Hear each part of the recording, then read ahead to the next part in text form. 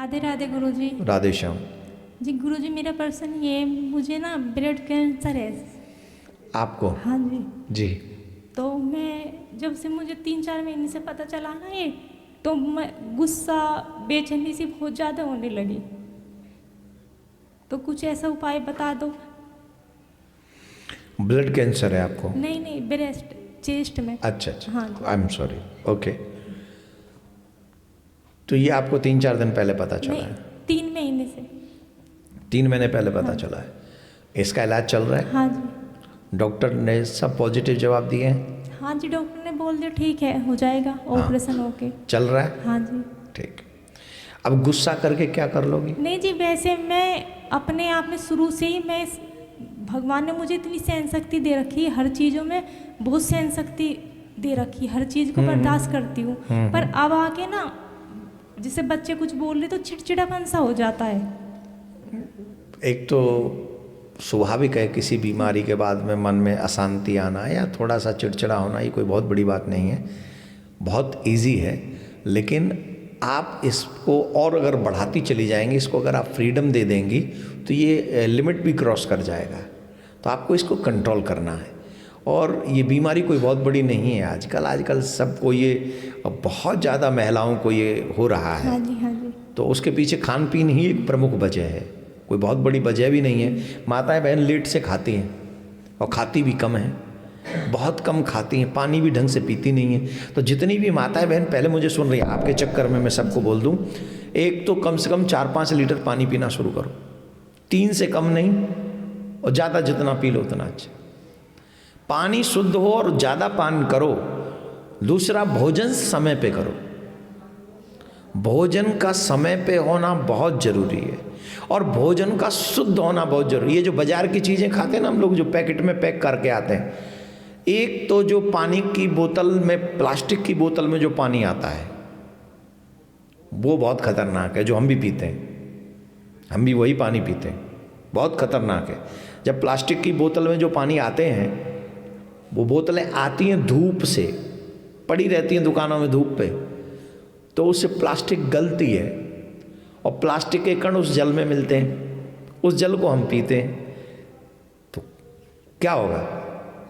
दूसरा, जो बाजार की चीज़ें हम लोग बंद चीज़ों में खाते हैं, क्या नाम है, जो पैकेट में आती हैं, जो प्लास्टिक में पैक आती हैं, वो भी धूप में आती हैं, उनके भी कण उसमें आते हैं, तो उससे क्या होगा। इसीलिए बच्चों को भी असुविधाएं हो रही हैं, जो चिप्स और कुरकुरे और अटरम सटरम ये खाते हैं प्लास्टिक के, उसमें ये बहुत खतरनाक है। अपने बच्चों को बचाएं प्लास्टिक की बोतल, प्लास्टिक से बचना ही चाहिए, प्लास्टिक छोड़ देनी चाहिए।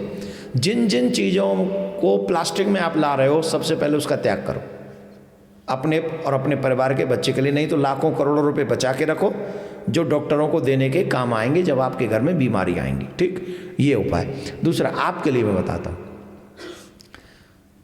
चिड़चिड़ेपन को बढ़ाइए मत, उसे कंट्रोल में करिए। आए भी तो भी थोड़ा सोच समझ के, थोड़ी देर बाद में 5-7 मिनट बाद रिएक्ट करिए। दूसरा, हर दिन शिव जी पे जल चढ़ाइए, और जल में काले तिल डालकर चढ़ाइए। एक बेलपत्र मिल जाए तो, एक धतूरा और काले तिल। तो काले तिल डालकर जब आप शिव जी का अभिषेक करें और प्रार्थना करें कि मेरे शरीर में जो व्याधि है वो नष्ट हो, सही हो जाए, आप कृपा करो।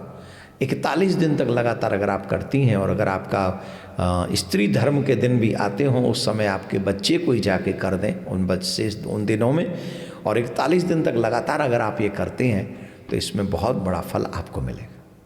वैसे तो स्वभाव में भी चेंजेज आएंगे, थोड़ा चिड़चिड़ापन भी कम हो जाएगा, और आपके शरीर में और भी जो यादी व्याधि कैंसर भी है, इसमें भी लाभ होगा।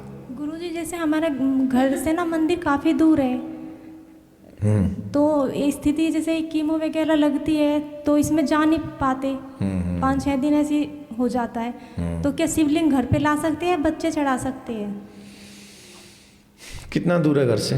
दूर पड़ जाता है, पर जब कीमो लगती है ना, 4-5 दिन तक का स्थिति बहुत खराब हो जाती है। हाँ, वो बताया किसी ने हमको, कष्ट होता है बहुत ज़्यादा।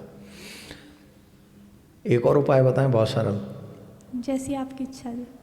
मानसिक किया करो।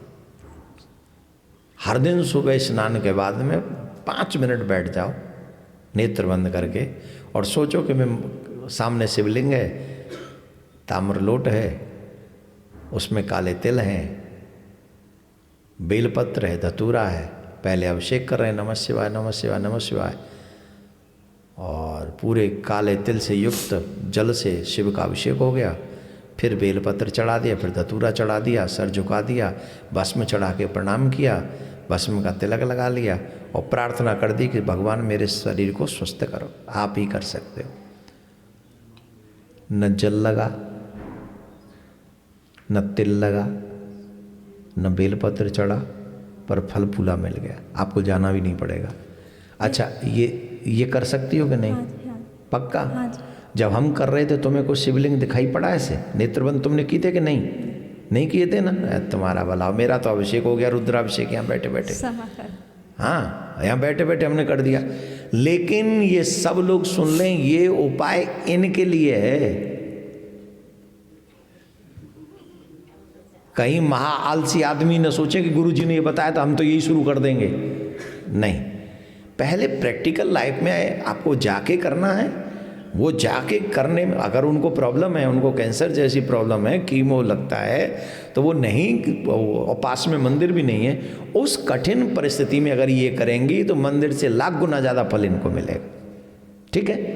गुरुजी, एक समस्या है मेरे साथ। मंदिर में जब कभी जाती हूँ ना, शिवलिंग पे जाऊँ या माता रानी के सामने जाऊँ, मतलब प्रिया कांजू का ही नाम निकलता है।